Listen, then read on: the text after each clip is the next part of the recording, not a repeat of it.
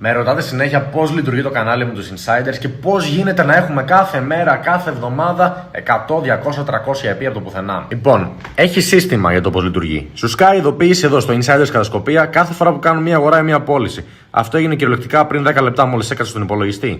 Αυτός εδώ, 1.4 me, σημαίνει ότι έχει βγάλει 1,4 εκατομμύρια κέρδος, ok. Αγόρασε αυτό το νόμισμα που λέγεται Peabody. Να το έχω εδώ μπροστά μου. Έκανα και εγώ την ίδια αγορά.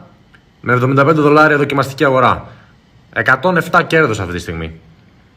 Έχω βάλει το stop loss, την τιμή εισόδου, που σημαίνει ότι δεν γίνεται τώρα να χάσω λεφτά. Και ή θα βγάλω κέρδος, ή θα βγω με τα χρήματά μου.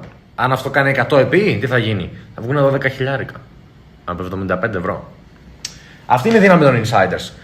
Προφανώς δεν είναι κάθε αγορά τους πετυχημένη, δεν είναι θεοί, αλλά έχουν πολύ μεγάλο ποσοστό επιτυχίας. Και τους τεστάρω συνέχεια για να δω πόσο κρατάει.